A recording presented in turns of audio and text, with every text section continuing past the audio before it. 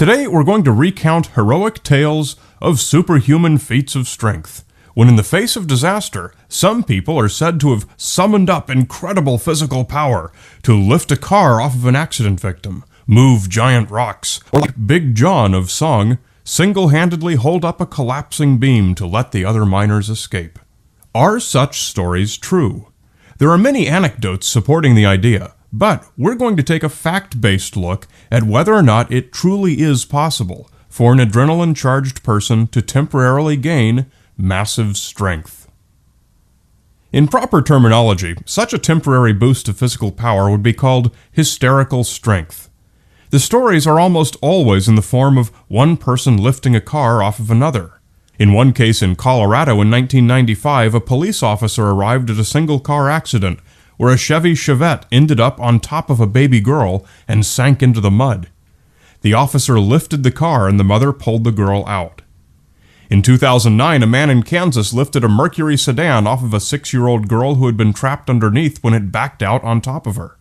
In 1960, a Florida mom lifted a Chevy Impala so that a neighbor could pull out her son, who had become trapped when he was working on the car and his jack collapsed. There's even the case where the MD-500D helicopter from Magnum PI crashed in 1988, pinning the pilot under shallow water, and his burly friend, nicknamed Tiny, ran over and lifted the 1-ton helicopter enough for the pilot to be pulled out. And of course, the list goes on and on and on. In each of these cases, some aspect of leverage or buoyancy probably played some role in reducing the magnitude of the feat to something more believable.